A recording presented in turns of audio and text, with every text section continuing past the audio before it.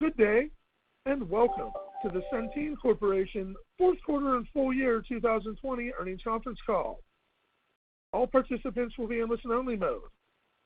Should you need assistance, please signal a conference specialist by pressing the star key followed by 0. After today's presentation, there will be an opportunity to ask questions. To ask a question, you may press star then 1 on a touch-tone phone. To withdraw your question, please press star then 2. Please note, today's event is being recorded. I would now like to turn the conference over to Jennifer Gilligan, Senior Vice President, Finance and Investor Relations. Please go ahead, ma'am. Thank you, Rocco, and good morning, everyone. Thank you for joining us on our fourth quarter and full year 2020 earnings results conference call. Michael Neidorff, Chairman, President, and Chief Executive Officer, and Jeff Schwaneke, Executive Vice President and Chief Financial Officer of Centene, will host this morning's call, which also can be accessed through our website at centene.com.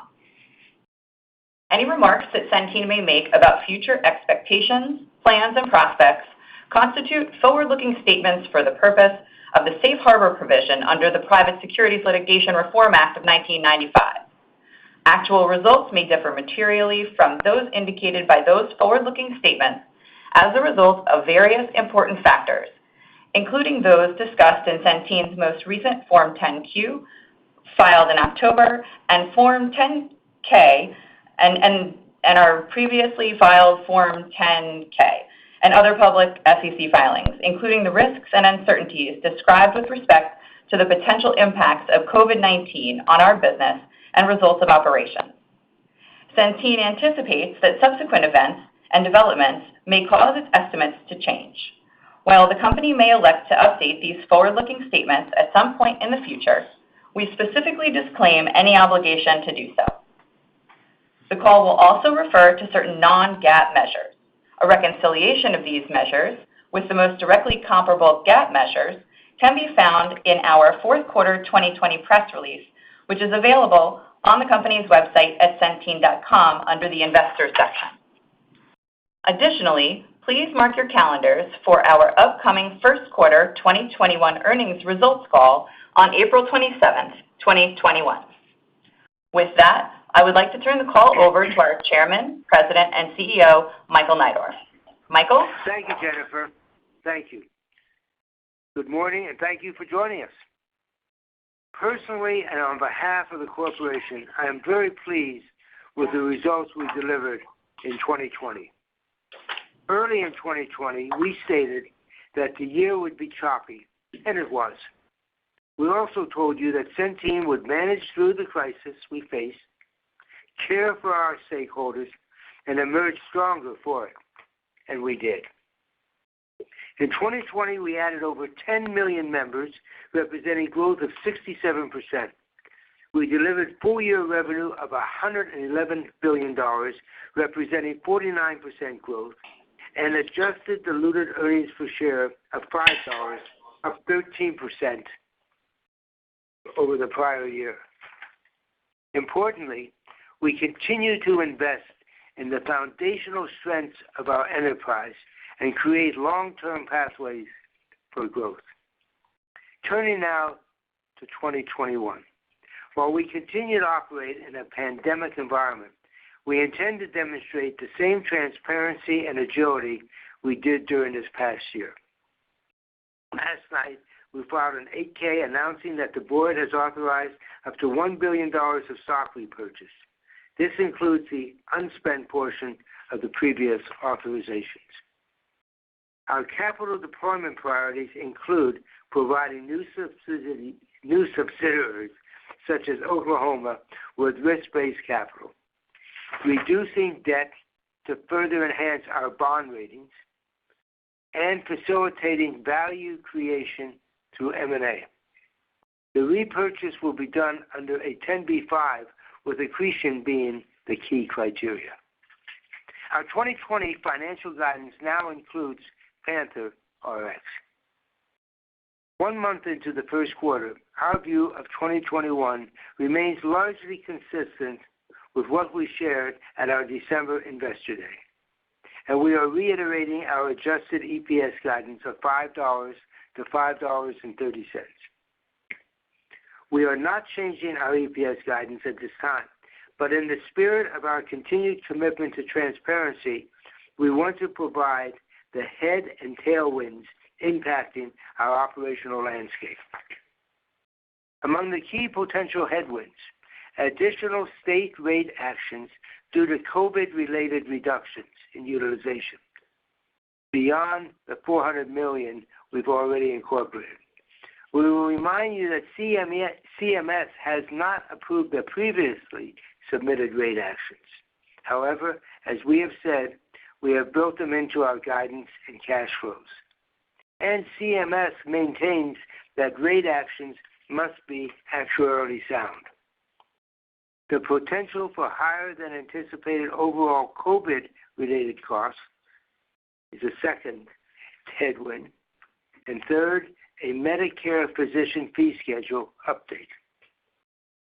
Continued membership growth, talking about the tailwinds, continued membership growth as a result of the extension of the Medicaid redetermination suspension. I will note that CMS has indicated they will likely extend the public health emergency through the end of the year. Lower utilization trends in the first half of the year beyond our current projections is another tailwind. Further, the potential for a meaningful increase to the FMAP, which is unlikely to be in the COVID bill, but will be part of subsequent reconciliation bills, and the Marketplace special enrollment period beginning next week.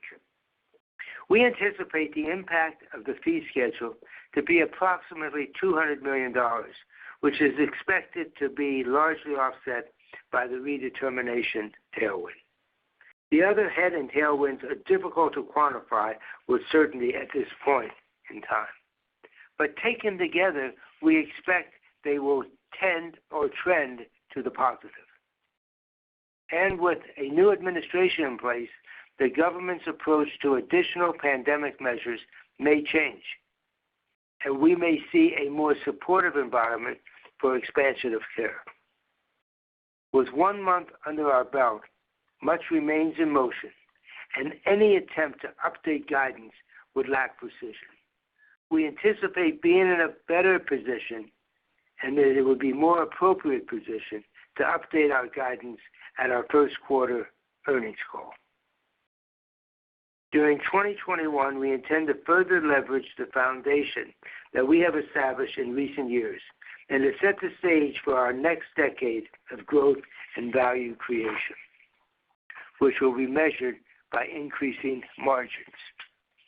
We will continue to drive growth from our position as a leader in government-sponsored healthcare through product and geographic expansion. We are pleased to have been selected for 2 statewide managed care contracts in Oklahoma, including a sole source contract in foster care, both of which the state expects to start in October. In addition, we expect continued growth in our Medicare as we leverage our national scale. We have established in this business over the long term and short to medium term. We expect to deliver above market growth with significant additional opportunities for value creation. To meet our margin expectations and expansion objectives and ensure organizational efficiency, we are also focusing on leveraging our size and scale to unlock the value inherent across our broader whole health platform. To that end, we have today announced an organizational restructuring initiative that will include a reduction in workforce of approximately 3,000 employees and the elimination of 1,500 open positions. Overall, this represents a workforce reduction of roughly 6%. Please note that the elimination of the 1,500 positions was accounted for at our December Investor Day. The reductions are primarily in areas where we have significant overlap from acquisitions and where we have opportunities to leverage our size and scale for increased efficiency. Importantly, we remain focused on innovation, growth, and agility, and we are continuing to invest in people and systems that align with key areas of growth for the company. As we look out over the next decade, we will continue to lead the industry by providing the highest level of care at the lowest cost to meet the evolving needs of our members, especially those with complex care requirements. We are transforming our healthcare model and making material advancements in our technology capabilities. Behavioral health is one of the most underserved areas in the population today, and through the planned addition of Magellan, we are investing in our specialty care capabilities while also focusing on improved integration of behavioral and physical health, resulting in better patient outcomes at lower costs. I'm pleased to note that we're making strong progress on the regulatory process for the Magellan acquisition and filed all required Form A's within days of announcing the deal. We have also filed necessary papers for Hart-Scott-Rodino approval with the Department of Justice. Another area of focus is pharmacy, which represents a large and significant market opportunity.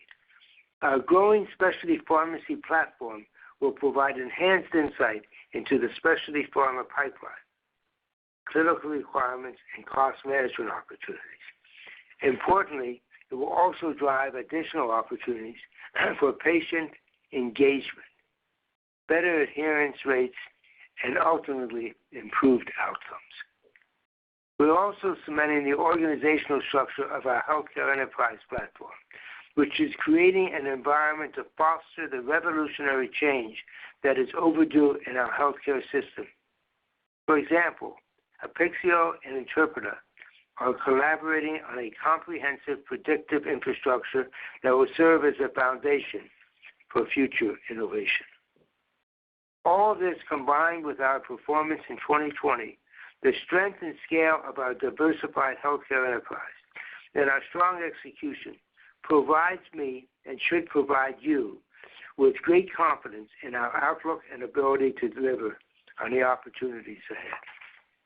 I also want to thank our employees who continue to move this company forward while always remaining focused on serving our members. And we look forward to welcoming them back into our offices. With that, I'll turn it over to Jeff. Thank you, Michael, and good morning, everyone. This morning, we reported fourth quarter and full year 2020 results that were in line with our expectations at Investor Day, reflecting solid execution during an extraordinary year. Fourth quarter revenues were $28.3 billion, an increase of 50% over the fourth quarter of 2019, and adjusted diluted earnings per share was 46 cents compared to 73 cents last year. I will start my comments this morning by providing a more in-depth review of the fourth quarter results. Then I will offer an update around our financial outlook for 2021. Our updated guidance now includes Panther RX, which closed at the end of 2020. Now some fourth quarter details. Total revenues grew by $9.4 billion over the fourth quarter of 2019 due to the acquisition of WellCare and growth in the Medicaid and health insurance marketplace business. This growth also includes the impact from the suspension of Medicaid eligibility redeterminations and the reinstatement of the health insurer fee in 2020, partially offset by the divestiture of our Illinois health plan and retroactive state premium rate adjustments and risk-sharing mechanisms. Total membership increased to 25.5 million in the quarter, up 67% compared to a year ago. Since the pandemic began in March, we have added a total of 1.7 million Medicaid members, slightly higher than the 1.6 million members anticipated at our Investor Day in December. Our HBR, or health benefits ratio, was 88.4% in the fourth quarter, consistent with last year's fourth quarter. Compared to the fourth quarter of 2019, the HBR benefited from lower medical utilization trends due to the COVID pandemic and the reinstatement of the health insurer fee, offset by retroactive state premium rate adjustments and risk-sharing mechanisms and higher testing and treatment costs associated with COVID, particularly in the marketplace business. Within the marketplace business, we experienced an increase in testing and treatment costs related to COVID, specifically in regions where infection rates sharply increased during December. As a result of the increased COVID costs, our marketplace business performed slightly below our targeted pre-tax margin range of 5 to 10% for the full year. We expect our marketplace business to return to the targeted margins in 2021, reflecting our continued pricing discipline. Through year-end 2020, we had paid approximately $3.6 billion associated with COVID claims. This compares to the $2 billion we discussed on our third quarter call. Our full-year figure applies consistent methodology and includes all of the COVID-related claims codes consistent with CDC guidelines. Our adjusted selling, general, and administrative expense ratio was 9.7% in the fourth quarter this year, compared to 9.5% last year and 8.9% in the third quarter of 2020. The year-over-year increase was due to enhanced growth and profitability initiatives for our Medicare and health insurance marketplace business, as we reinvested the risk corridor payment we received in the third quarter. This was partially offset by the leveraging of expenses over higher revenues as a result of the WellCare transaction. Cash flow provided by operations was approximately $3 billion in the fourth quarter, impacted by the timing of certain state payments and an increase in payables related to the risk-sharing mechanisms. We continue to maintain a strong liquidity position of $1 billion of unregulated cash on our balance sheet at quarter end. Unregulated cash included approximately $500 million of items that are expected to reverse in early 2021. Debt at quarter end was $16.8 billion, which includes $97 million of borrowings on our revolving credit facility. Our debt-to-capital ratio was 39%, excluding our non-recourse debt, compared to 39.1% in the third quarter of 2020. Our debt-to-capital ratio was 37.5% when netting our unregulated cash with our debt at quarter end, which represents a 140 basis point decrease since March. As Michael mentioned earlier, our capital allocation priorities remain unchanged with focus on funding of organic growth, value creation through M&A, and leverage reduction. We will be opportunistic with share repurchases, with accretion being the key criteria. Our medical claims liability totaled $12.4 billion at quarter end and represents 51 days in claims payable compared to 52 days in the third quarter of 2020. DCP was impacted by the timing of state-directed payments. The WellCare integration continues to be on track, and we remain comfortable with our synergy capture efforts in 2021. While it is still early, we are making excellent progress toward the closure of Magellan. As Michael noted earlier, we have filed all the applicable regulatory approval documents, and we continue to have constructive dialogue around integration planning. Turning now to our 2021 expectations. As I mentioned at the beginning of my prepared remarks, we are updating guidance to include the acquisition of Panther Rx, which closed at the end of December 2020. This adjusted two of our guidance metrics for 2021 as follows. First, our total revenues increased at the midpoint by $2 billion, which is consistent with what we communicated at our Investor Day. And second, our SG&A ratio decreases by 20 basis points at the midpoint, reflecting Panther's low administrative cost ratio. Additionally, while not part of our formal guidance metrics, the cost of service ratio is expected to increase by approximately 200 basis points, driven by Panther Rx being included in service revenue and cost of services. At this point, we have not included the impact of winning the two Oklahoma contracts into our guidance. The two contracts are estimated to begin October 1st, which would potentially add $250 million to our 2021 total revenue. For the full year, we now expect our revenue to be within a range of $116.1 and $118.1 billion. We continue to expect mid-teens percentage Medicare Advantage enrollment in 2021. This strong growth underscores the rationale for the WellCare transaction, as well as the effective integration efforts that have taken place over the last 12 months amid pandemic conditions. Marketplace enrollment results were slightly better than our previous projection, as both retention and effectuation rates were higher than anticipated. We continue to view Marketplace as a long-term growth opportunity for Centene, which will drive our product development and positioning with the experience we have gained as the industry leader. Additionally, we continue to expect typical utilization to remain below the historical baseline during the first half of 2021, returning to normalized levels in the second half of the year. COVID utilization is expected to be elevated during the early part of the year, particularly offsetting the impact of lower traditional utilization. The duration and intensity of higher COVID costs will be impacted by the trajectory of the pandemic and vaccination rates. Finally, we have lowered our GAAP EPS guidance range by 14 cents at the midpoint. This is due to the inclusion of the estimated intangible amortization of Panther RX and an additional charge related to the workforce reduction Michael previously mentioned. We intend to invest these savings into important growth and strategic initiatives, including investment for the upcoming special enrollment period, as well as automation and technology development and incremental startup costs associated with the Oklahoma contract. Taking all of these factors into account, our adjusted diluted earnings per share guidance remains unchanged at $5 to $5.30.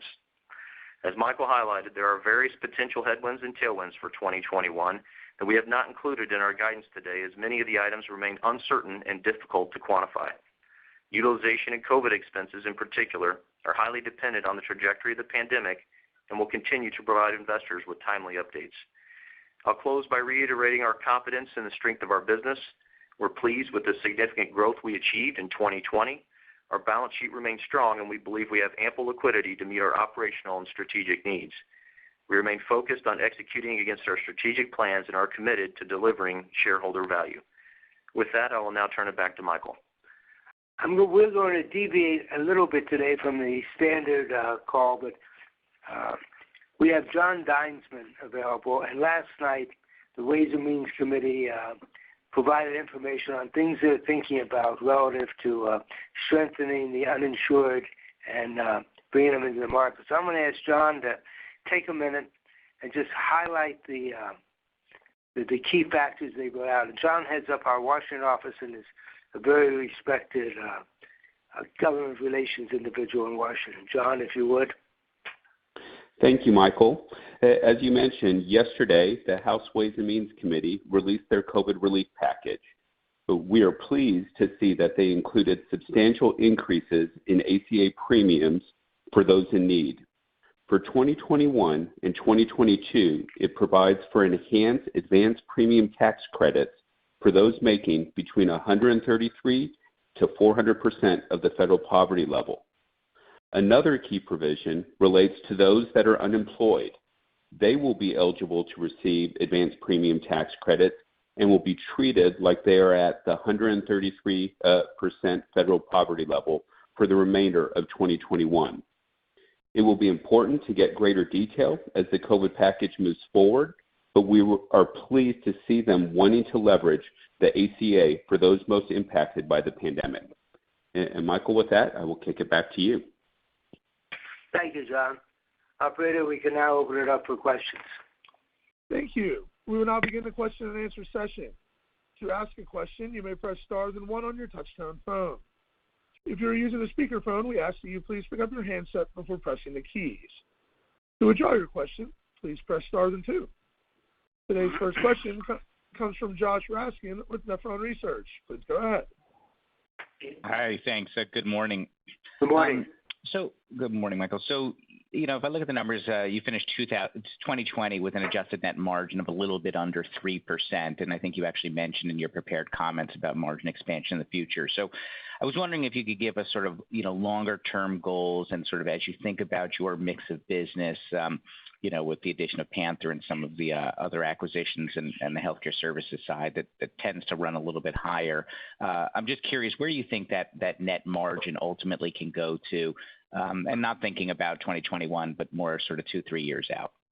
Yeah, we've talked about it. We said pre-tax we'd like to be in the 3 to 5% range. We also said we want to see our increases be very sustainable. So I'm not looking for big swings, where we jump up to 5.5 and then back down, and prior period adjustments and all the things that occur in that environment.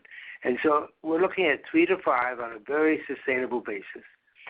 Equally important is our continued diversification of our business, which really, unlike a lot like individuals that invest in our company, have diversified portfolios.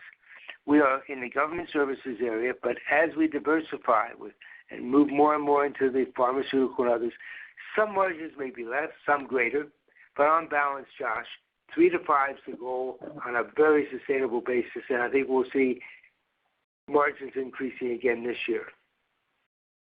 Perfect, thanks. And our next question today comes from Kevin Fischbeck with BOA. Please go ahead. Great, thanks. Just wanted to go back to the headwinds and tailwinds. It wasn't 100% clear to me whether these were things that you guys explicitly included in your guidance, or were saying that they were kind of technical of tailwinds or headwinds to the some things are the open enrollment. Yeah, go ahead. You're breaking up a little bit, Kevin. Oh, okay, You sorry. broke up a little bit. I think I heard you say you want to understand what the headwinds and tailwinds were they including our guidance? And what we've said is that what I've said is those we commented a couple were, but on balance, we have not adjusted our guidance for them.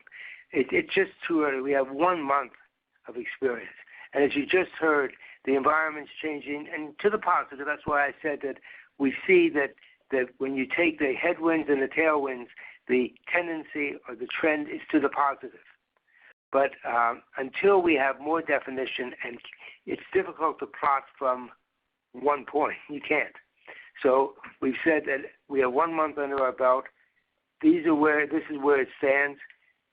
Here are the headwinds, but there's a lot of tailwinds to offset it, and there's strong tailwinds. So we're encouraged by that. We're encouraged by what Ways and Means put out. Now, that may not be the final form, but it shows the direction they're leading. So while they're not in the guidance, I want to be clear on that, we found it important for transparency for people to understand these are the things we should be evaluating. Okay, great. And maybe just one clarification on the FMAP relief. If states got more FMAP, would that potentially improve your rates, or does that just give you better visibility into rates being actually sound? Well, I think both. In other words, with the FMAP, what the states can do and they're looking at expansion, as you just heard, and other things of that nature, it will give the states some relief, and I think it will minimize the need to try and pull back rates. But so on balance, it's a good thing for us. But I want to emphasize that when we hear the states are adjusting risk corridors or they're trying to pull money back, it's because they see the utilization's down. And so they see that as a reason to do it and to offset it. So there's a balance there. FMAT will just give them more comfort and help them cover the additional employees. Brandon, is there anything you'd add to that? No? Okay, thank you. And our next question today comes from A.J. Rice at Credit Suisse. Please go ahead. Hi, everybody. Thanks for the question. Just to maybe go to talk a little bit about the marketplace and some of the developments there. First of all, make sure I understand. I think Jeff's saying that you ended up a little below your target margin range of 5 to 10% in 2020 and attributed most of that to the COVID situation. Did you see materially different utilization patterns, COVID, non-COVID, in the marketplace versus your traditional Medicaid population and the Medicare population? And then maybe just to ask you to comment a little bit about the open enrollment dynamic that the Biden administration is putting in place. Do we see that as garnering a significant incremental enrollment? Is there any risk of adverse selection because they're reopening it? Just your thoughts on how that's going to play out. It sounds like you're generally positive about it. I'll take the second part of the question and then let Jeff pick up on the differences in the utilization. We see it as a positive. I mean, there's 9 million people that they estimate that are uninsured. And we want to remind you that it's not all marketplace. A lot of these individuals will qualify for Medicaid. And as we saw last year, that was a positive. The FMAP gives the states the funding they need to cover those employees, which is additional positive, as well as adding additional SSI and other coverages that we've seen states doing. So we see that as essentially a potential significant positive for us. As it relates to the marketplace, we'll see increases in people coming in there. I don't have any basis to say we'll see adverse selection on it. I think we have programs in place to attract a balance, but we're not trying to just attract just the well and the young. We're in the business to attract a good mix a combination, which states and the federal government recognizes us for.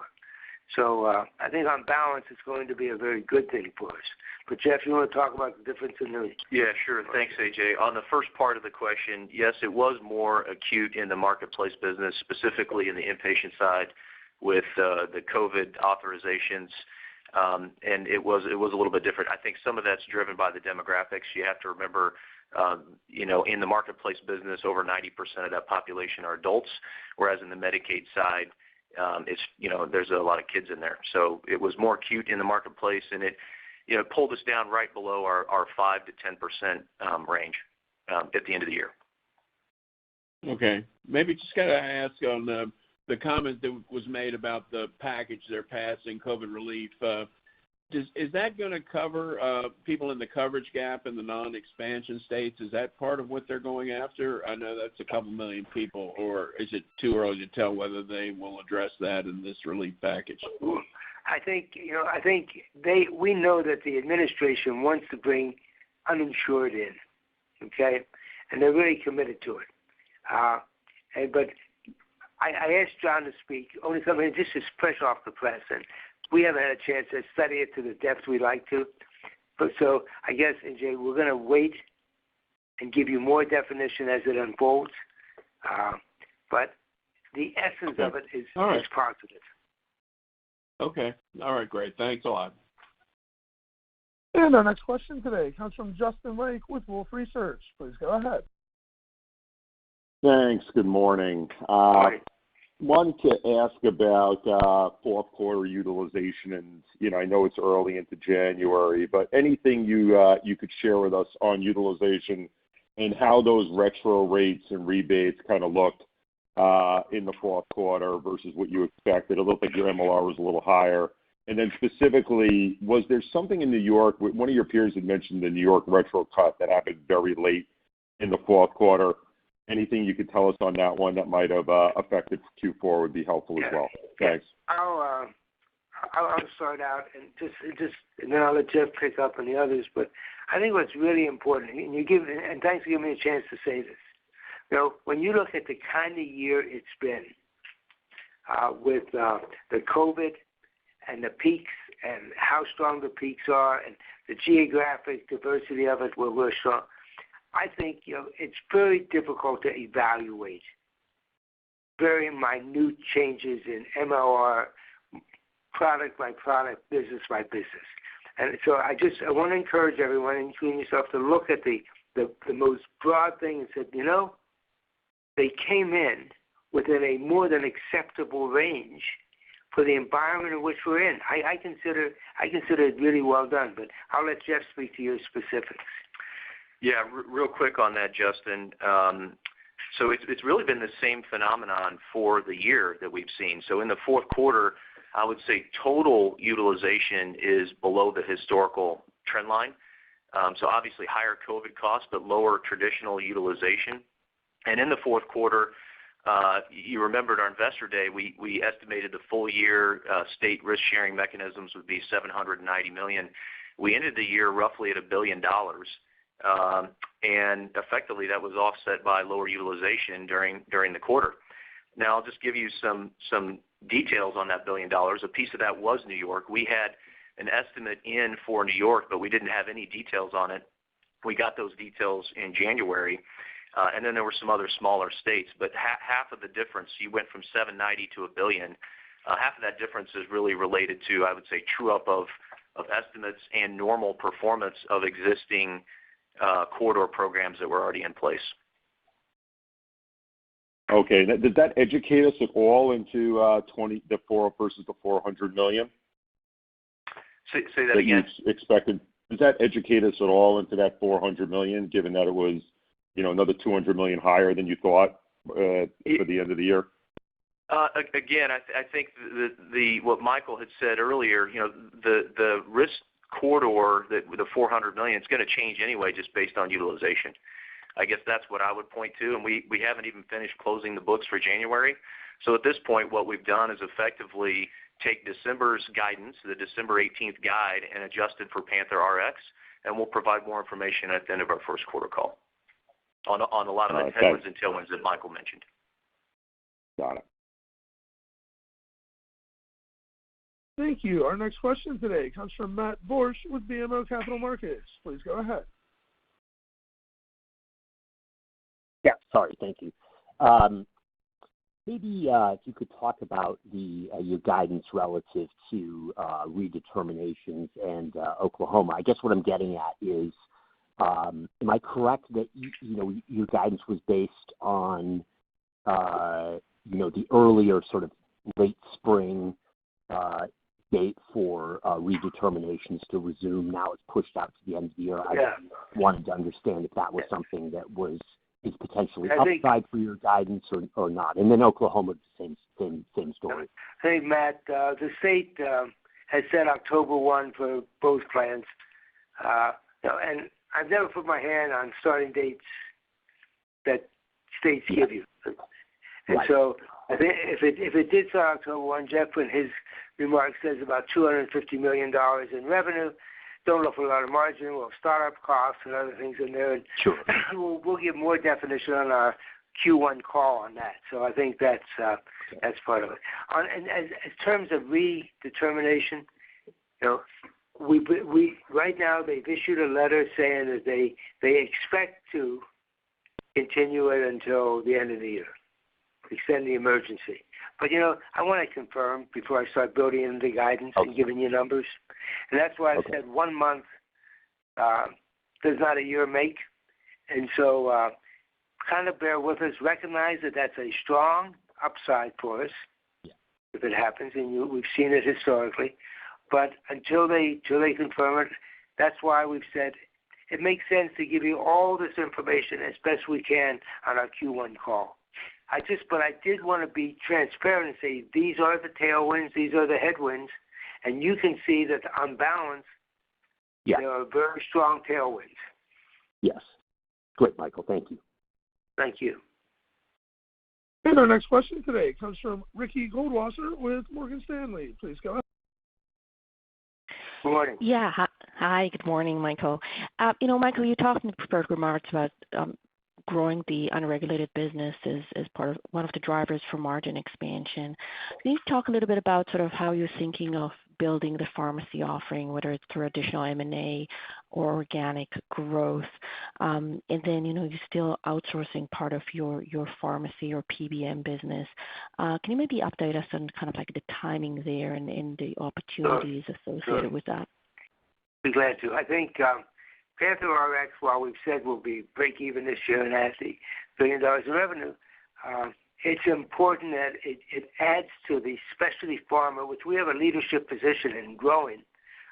It adds the orphan drugs, which are a critical part, and we can help, and we're committed to the pricing, keeping it affordable for everybody to the extent we can. But we don't control that. We're a distributor of it, but it gives us great insights into it. So that's the specialty side, and that's why we did that to add to it. As it relates to the total platform, we're going to be adding significant assets through the Magellan acquisition. We have various platforms out there. And I've asked Drew Asher, who I think we all recognize as a very competent executive, and working on the pharmacy side, to put together his full recommendations for us on how best to approach it, which is the final platform we should use. But it would be premature to give a whole lot of guidance until we have approval on the Magellan acquisition.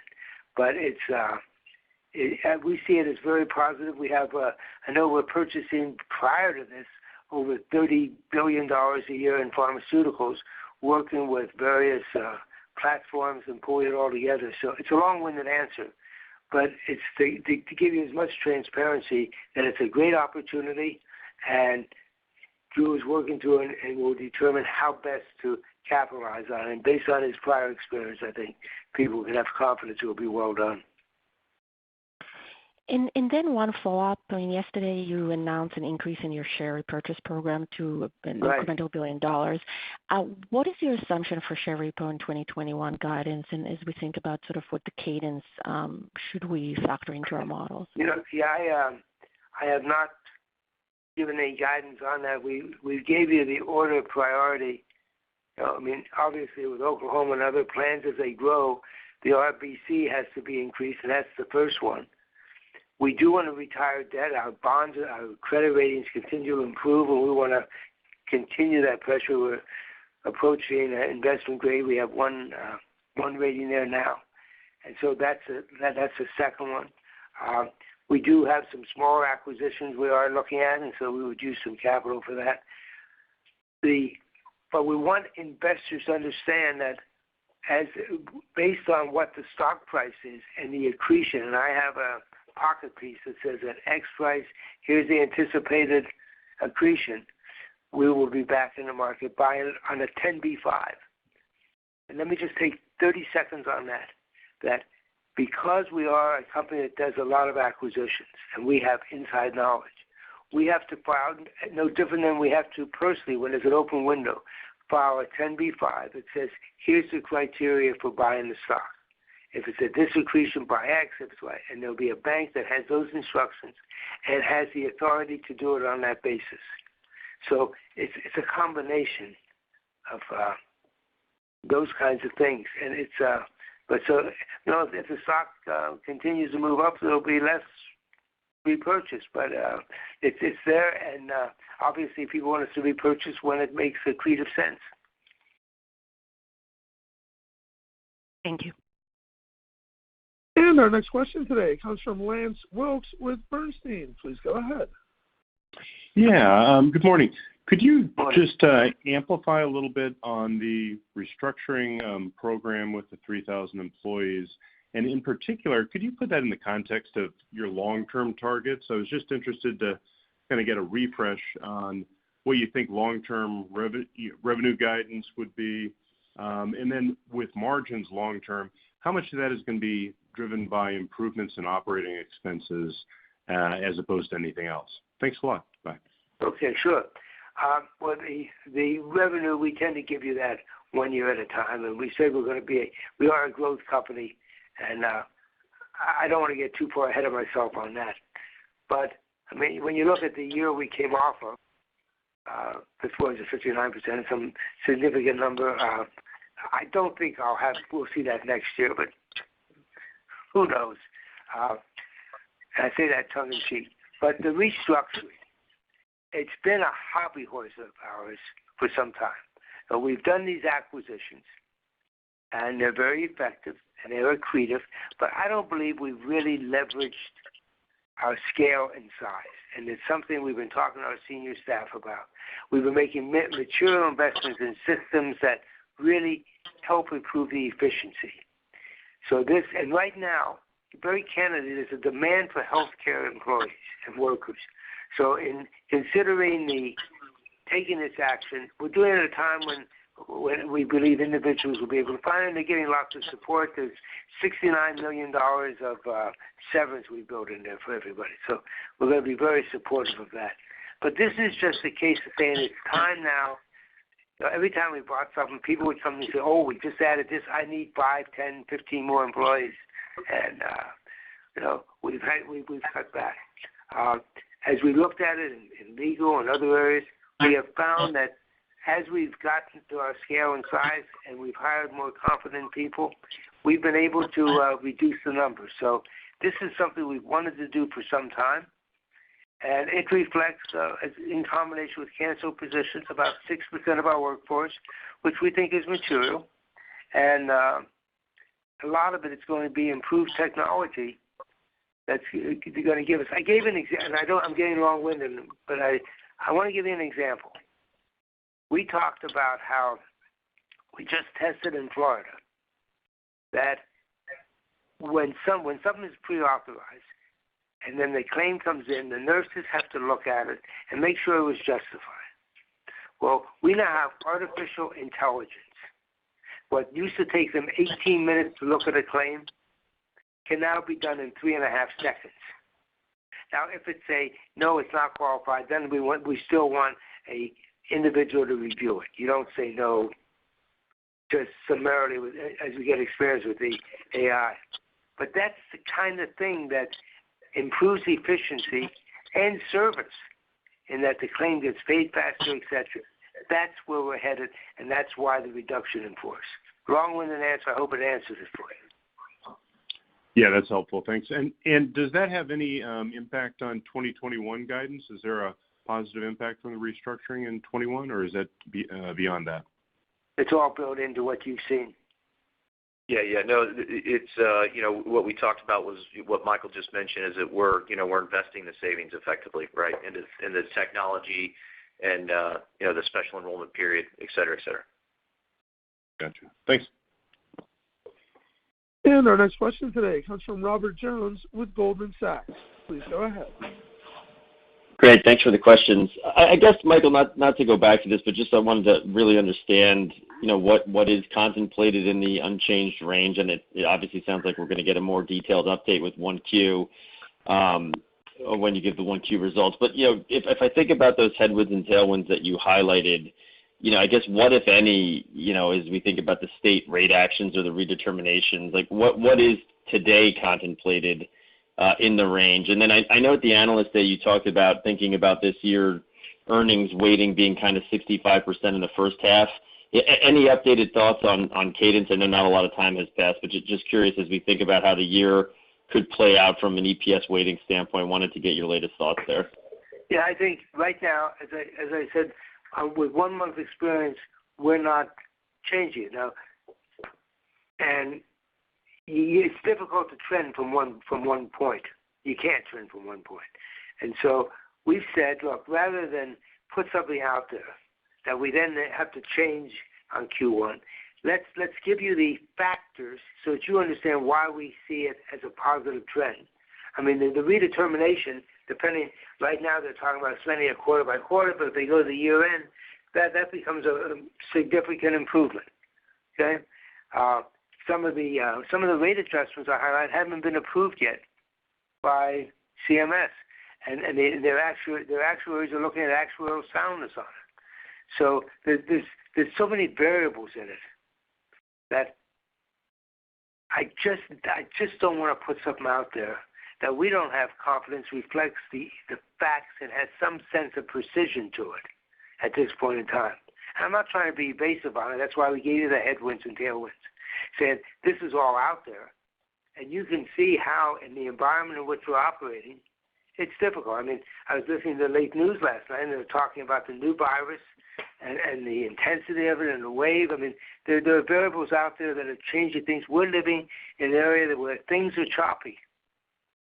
So bear with us in saying, hey, they're being transparent. They're telling us the things that could change it, to give us reasons to understand why we're believing what we do. But to try and quantify it, I mean, it's like before. I always use the analogy, before they were able to tell you ahead of time whether you're having a boy or a girl. The obstetrician once said, well, if I say it's a girl and it turns out to be a girl, you're going to think I'm brilliant. If it turns out to be a boy, you're going to say, God, you don't know anything. So there's a lot here of unknowns with the inability to predict it. And so let's evaluate it. Sorry about that. I wish I could be more precise, but it doesn't lend itself to that with 1 month experience. Understood. Thank you. And our next question today comes from Charles Rhyee with Cowen. Please go ahead. Yeah, thanks for taking the question.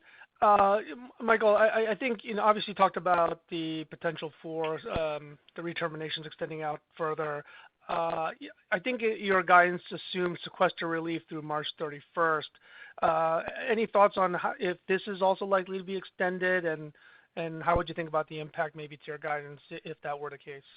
Thanks. It's we see redetermination extended, and we see it as a positive guidance. But I'm not going to do it month by month, quarter by quarter. When we believe we'll have more clarity by the time we go into the fourth quarter, or the first quarter. By the fourth quarter for sure, the first quarter call. And what about and sequesters as well? Yeah, sequestration certainly possible. Sequestration. Yeah. So certainly possible, and I think that would be while not as large as obviously the redeterminations, that would be a positive as well. I'm just curious if that is something you've heard increasingly discussed at all, or any kind of sense there from Washington on that. We haven't discussed No. it. Okay. All right. Thank you. And our next question today comes from Scott Fidel with Stephens Inc. Please go ahead. Hi, thanks. Good morning.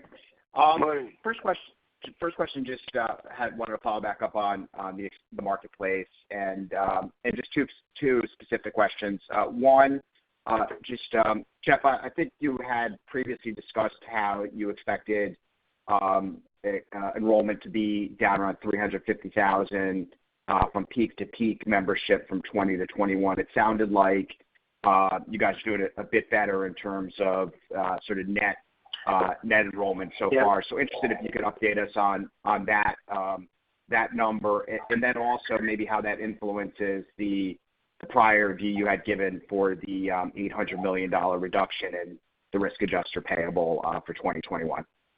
Yeah, I mean, I think it's positive, and we gave you that number, but Jeff can talk a little bit more. Yeah. Thanks, Scott. Appreciate it. Yeah, you're right. 350. We're coming in more like 280. There was a shift to bronze, though, more shift to bronze, which we kind of highlighted, but a higher shift into the bronze. So really no change on the revenue side. And the $800 million, we closed the year with about $800 million. You'll see it when we file the 10K with about a little over $800 million of a risk adjustment payable, and our expectation is still that. That kind of, based on the acuity shift, goes down relatively close to zero. Yeah, and I think as you look going forward, as you heard John Deisler talk about, there is government support envisioned for those programs, which will make it a little less price sensitive, so that we see that as a real positive, that people just can't try to buy the business. Got it. And then just one follow-up just on the headwinds and tailwinds that you had provided. And I think you guys captured most of the things that we're all sort of tracking here that have been playing out so far this year. One thing you didn't mention was just the headwind from lower Medicare RAFs, and that's certainly something that some of your peers have been emphasizing recently. Is that just because you had already, anticipated that and sort of talked about that and assumed that as guidance, or you're just not really seeing that as much of an incremental headwind here for 2021? Thanks. Jeff? Yeah, no, we talked about this at our December 18th guidance. We mentioned specifically the headwinds on the risk adjustment side due to the inability of members, or they didn't get to their doctor before the end of the year. So that was already included in our December 18th number. Okay, thanks. Yeah, we tend to get careful in trying to give you transparency on those things. And our next question today comes from Ralph Giacobbe with Citi. Please go ahead. Thanks. Good morning. Just one clarification. It sounded like the fee schedule, I think you mentioned, was a $200 million headwind, and I think you said it was offset, or you expected to be offset by redetermination tailwinds. Then I heard Michael say the redetermination would be sort of upside. So just want to make sure I was clear on the fee schedule and the offset. Yes, you got that right. Okay, so is it an offset, or would redeterminations be an incremental tailwind? Well, there's an offset, and they go to the end of the year. It could be incremental. They do it quarter by quarter, but we believe there'll be sufficient to offset that. And if I knew it was really going to be a whole lot better, then we'd give it to you. But we'll know more come the Q1 call. But there is enough. We believe there'll be enough there to offset that $200 million. Okay. All right, fair enough. And then just one other quick clarification. On the margins on the HIX, did you say it was below the 5% range or below the midpoint of that range? And then your expectation for 2021 sounds like it's going to be firmly in the range. Is that correct? Yeah, that's correct. Slightly below the 5%. Okay. All right. That's all I have. Thank you. Yep. And our next question today comes from Dave Windley with Jefferies. Please go ahead. Hi, good morning. Thanks for taking my question. Michael, I had two on Magellan. I think you've highlighted that Magellan helps to expand your behavioral network, and I was hoping you could comment on kind of the buy versus build evaluation on that. Is speed important to get to that expanded network? And then second question around defending Magellan's existing business.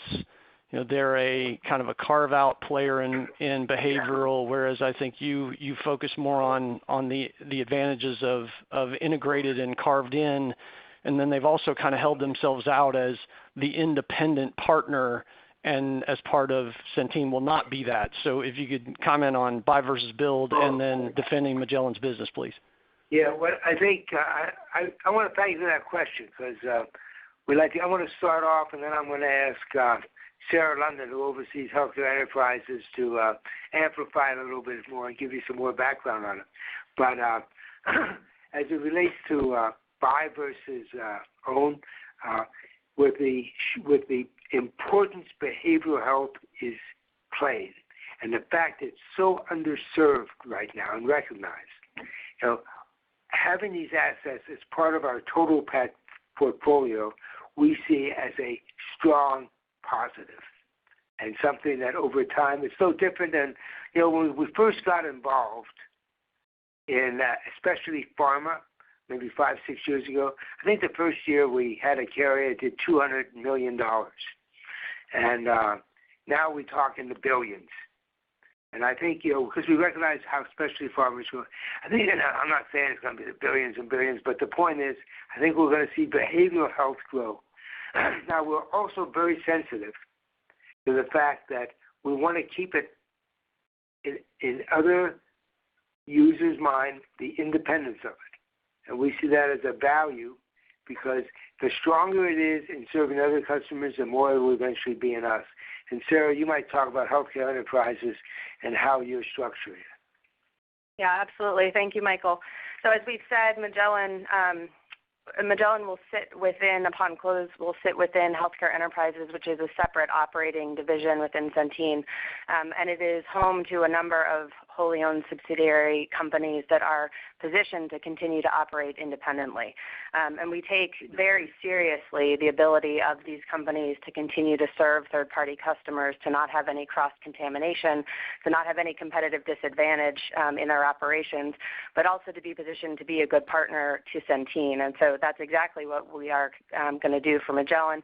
We've also established an independent board of directors for healthcare enterprises that can oversee the decisions that are being made and ensure that we are collectively making decisions that are good for the third-party customer base. And that's a big part of Magellan's growth potential going forward. Thank you, Sarah.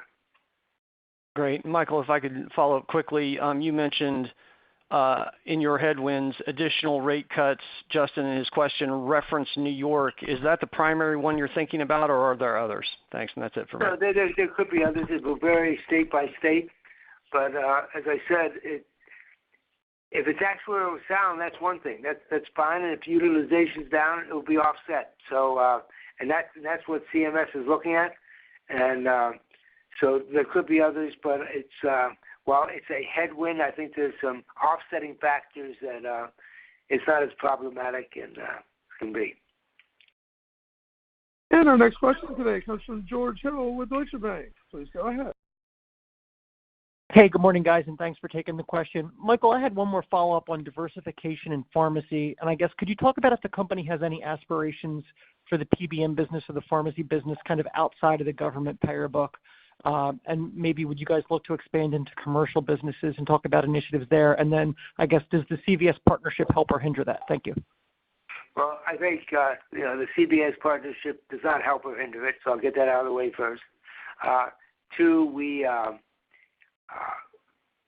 will treat it as fairly independent over time. Right now, the government services is so big, that's what we're focused on. And as we move internationally and do some other things, there's opportunities have to be evaluated first. But you know, if something came up that was appropriate and it would not impact our basic strategy, sure, we'd look at it. We're not gonna. I'm not if it's core, because one has to think about strategically, and anything you do that increases the amount of pharma you're buying gives you an ongoing benefit to all the people that are using it. So we're going to be very focused on the strategic impact of everything we do. And I hope today we demonstrated some of that. So yes, we might consider some large opportunity there, but until it presents itself or we can look at it, we're a government services health company. Thank you. And ladies and gentlemen, this concludes our question and answer session. I'd like to turn the conference back over to Mr. Neidorff for any final remarks. No, I just want to thank everybody, and I'm actually looking forward to the Q1 call where we'll be able to test our clairvoyancy. I will tell you just very quickly, and this is just for the fun of it as we get off the phone. We had a court case where it was a class action many years ago. It was in the 8th District, and the federal judge, in her comments, in her opinion, said that Michael Neidorff cannot be considered to be clairvoyant. So at times like this, I think about the fact that I'm not clairvoyant and that it's been certified by the 8th Federal District Courts. So with that, I'll wish you all stay safe, and we look forward to talking to you soon. Thank you. And thank you, sir. This concludes today's conference call. We thank you all for attending today's presentation. You may now disconnect your lines and have a wonderful day.